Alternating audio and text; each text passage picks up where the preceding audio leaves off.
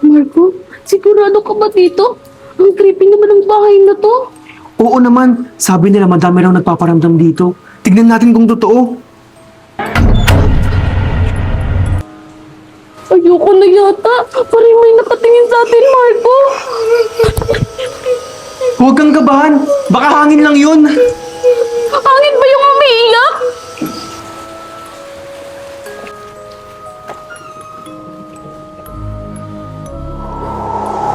Ano dito, Marco?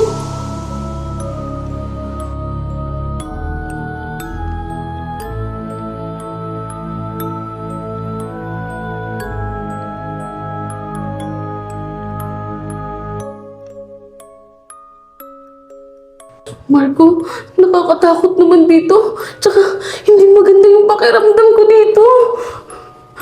Huwag kang matakot, kasama mo naman ako, Mimay. Basta sa likod ka lang.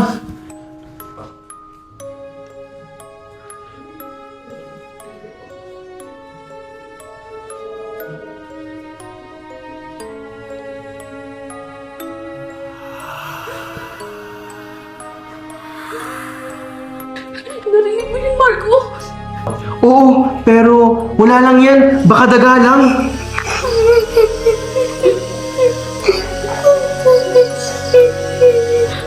Marco, baka multo talaga to. Bumalik na lang kaya tayo. Hindi ba tayo nakikita ng multo? Huwag kang OA, Mimay.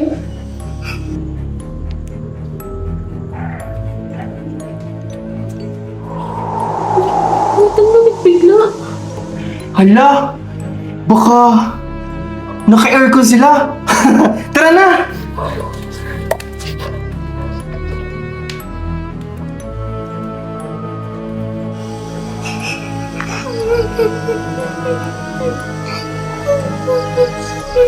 Marco, may tao dun oh. Huwag kang maingay. Lapitan na lang natin.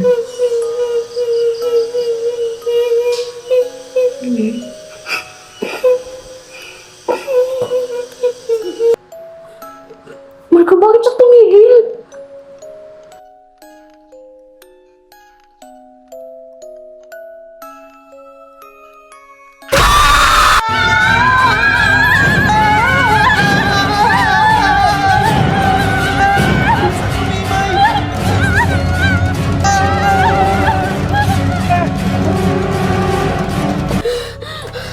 Marco, sabi ko na nga ba, hindi lang hangin yun.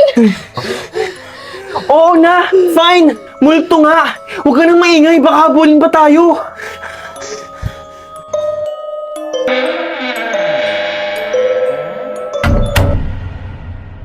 Tingnan nga natin kung matibay talaga to. Huwag, Valerie! Ibalik mo yan, baka masira mo! Valerie, pag sinira mo yan, lagot ka talaga sa akin. Aba, defender na naman to si Mimay. Ano ka ba? Bodyguard ni Marco? Kung kailangan, oo. Mimay, tignan mo! May bago akong laruan. Bigay sa akin ni Mami, galing Japan! Wow, galing Japan. Kaya pala ang ganda, Marco. Tignan mo, Mimay! Umiilaw pa! Ang lupit, ikaw na talaga, Marco. Sigurado ako maiinggit sa'yo ang lahat. Di ba? Marco, ano yan? Laruan ng baby? Hindi bagay sa'yo. Hindi ah! Anong laruan ng baby? Tsaka, regalo sa akin to ni Mami! Hoy, Valerie, huwag kang ganyan. Ang ganda kaya ng laruan ni Marco. Maganda. Baka nga sa palengke mo lang yan nabili. Baka nga mabilis lang yan masira.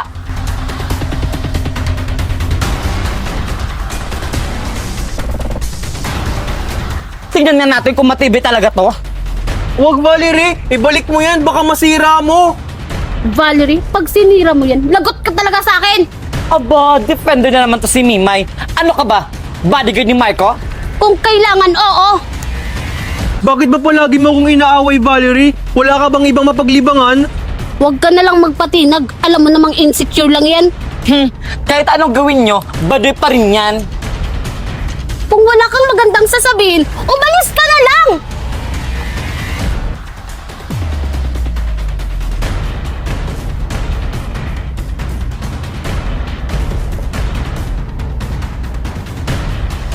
Ito na nga ng paglalaroan ko para masira na! Subukan mo at ipapahiya kita sa lahat ng taong nandito! Tama na, Valerie! Hindi mo ako kayang kontrolin at hindi na rin ako takot sa'yo! Bahala nga kayo dyan. Good job, Marco. Ngayon, nakita ko na kaya mo na rin lumaban. Salamat sa'yo, Mimay. Tara, umuwi na tayo. Tara! Megan? Akin na nga tong laruan, wala kang karapatan dito dahil ampun ka lang!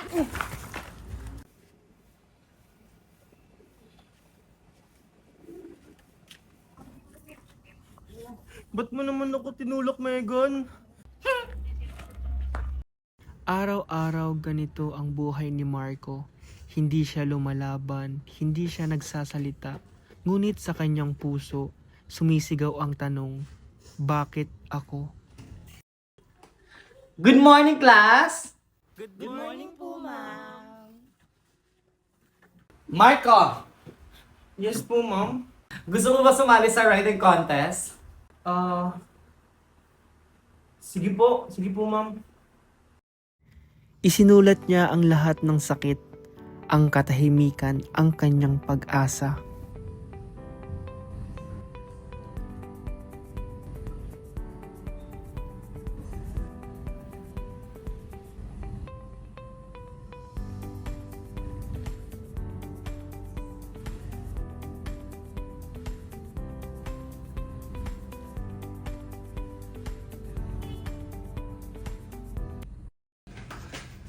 Okay, class, i-announce ko lang sa inyo kung sino ang nanalo sa writing contest natin. Walang iba, kundi si Marco! Palakpakan naman dyan!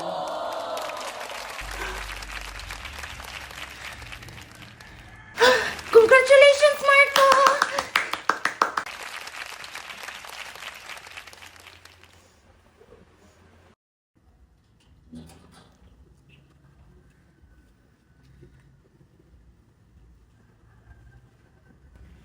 Hindi agad nagbago sina Valerie at Megan, ngunit sa puso nila may naramdaman silang hindi nila maipaliwanag. Hindi siya sumigaw sa sobrang saya, pero rinig siya ng mundo kung gaano siya kasaya. Hindi ka dito makakatawid, Junjun. Ah, talaga lang Marco ha? Ay, naglalaro pala kayo ng patintero? Pwede bang sumali? Kung makikisali kayo, wag nyo kaming aasarin ha? Tingnan natin kung papayag sila pag inasar natin.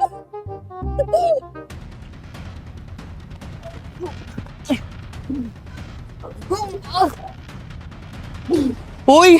Ang daya mo naman, Megan! Eh bakit? Mahina ka lang kasi. Guys, laro lang to, wag naman sobrahan! Ang okay mo naman, Valerie. Nakakatuwa nga eh. Ano ba yan, Mimay? Ang lalampa naman ng mga kalaban natin. Ano ba yan, Junjun? Ang daya naman nila makipaglaro. Kaya nga eh. Sana hindi na lang natin sila sinali. Hoy mga talunan! Bumili na lang kayo ng yelo kaysa maglaro. Baka matunaw pa kayo sa init. At least marunong kami maglaro ng hindi nandadaya. Junjun, hayaan na lang natin sila. Tama na nga! Wala na kang ginawang tama kundi awayin sila! Valerie, ano ba? Kakampi ka na ngayon sa kanila? Hindi naman sa ganon, pero mali na kasi yung ginagawa nyo sa kanila. Tara na nga, Megan. May malatanggol para rito. Tara. Junjun, tara laro tayo. Kung sino yung hindi makapagpatayo neto, siya yung taya sa tumbang preso. O sige Marco. Ako naman Marco ha. Junjun, Marco, sorry pala kanina. Medyo grabe yung biro nila Megan at Mimay. Eh kasali ka rin naman sa pang-aasar nila eh. Oo nga, pero hindi ko na kasi kaya. Mali talaga yung ginagawa nila. Pero kung okay lang sa inyo, pwede ba ako sumali sa laro nyo? Sige, basta walang daya ah. At walang asaran.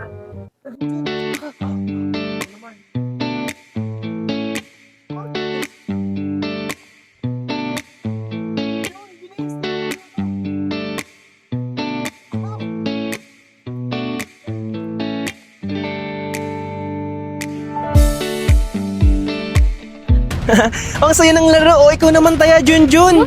Megan, si Valerie oh, nakikipaglaro kay Junjun tsaka kay Marco. Traitor talaga yung si Valerie. Tara, puntahan natin. Tara. O, di ba ang saya? Megan, Mimay, Valerie, anong ginagawa mo dyan sa kanila? Di ba, namin? Ayoko ng ganyan trip. Kung gusto nyo mang-away, huwag nyo na lang akong isama. Bit lang ba Valerie ah? Anong pinakain nila sa'yo? Hindi naman sa pagiging mabait. Tama lang yung makasama ng maayos.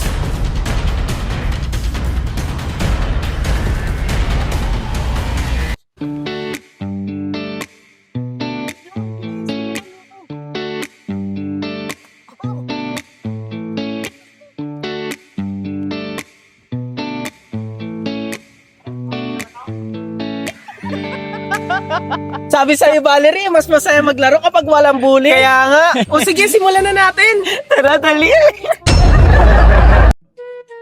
Kuya Junjun, di ba birthday ni Mami ngayon? Anong ireregalo natin sa kanya? Hindi ko nga alam, Megan. Alam ko na! Bila na lang natin si Mami ng cake para matuwa siya!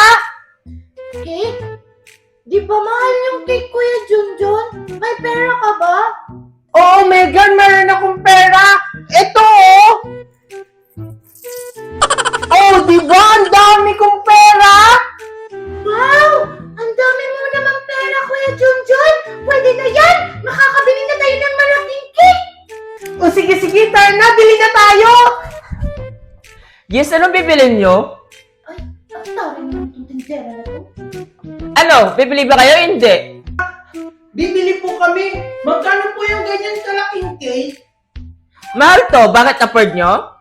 Siyempre naman, no afford namin yan! Ang dami kayong pera ni Kuya Junjun! Okay, nasa na yung bayad nyo? Ito po! Ayan, ito po yung bayad namin! Ano? Yan lang pababayad nyo sa akin? Tapos gusto nyo yung ganitong kalaking cake? Bakit? Marami naman yung pera namin ah! Marami ba yan? Bakit? Kaunti po ba ito? O sige, dyan lang kayo. Oh, ito yung cake na afford ng pera nyo. Bakit may bawas yan? Kaya nga, bakit may bawas yan? Magreklamo pa kayo? Iba na lang yung pera nyo? Oh, ito na yung cake nyo! Akin na yung bayad!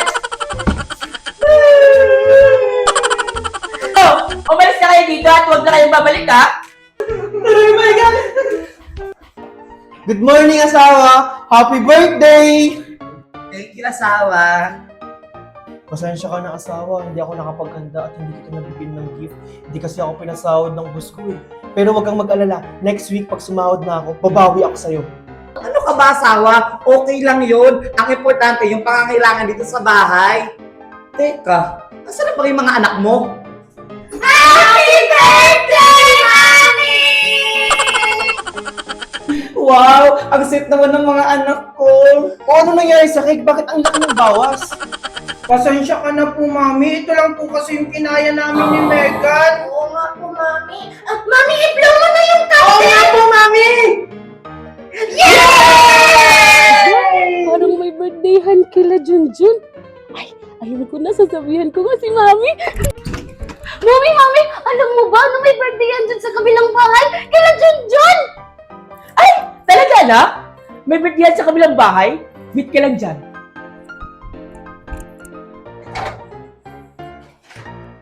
Ano ba gawin niyo dyan, Mami? Kunwari, ibalik mo ito kila Junjun para mabigyan tayo ng handa nila. Oh, ito na! Bilis! Balik mo na doon! O sige po, Mami, akin na. Bye-bye po! Tao po! Tao po! Happy birthday to you! Parang may tawa. Diyan muna kayo mga anak ko, ah. Sino yan? Oh, Mimay, ikaw pala. Ano kailangan mo? Ay, sabi po ni Mami, isauli ko daw to sa inyo. Ganun ba, Mimay? Sige. Thank you, Mimay. Ay, wait lang po. Ano pong meron dyan sa inyo? Ganun ba? Birthday ni Mami! Tingnan mo, oh my God! Ang sarap-sarap dito! Wow, parang ang sarap naman yan, Megan. Kaso, ang liit na yan, ikulang pa yan sa akin. Ang sarap! Tita!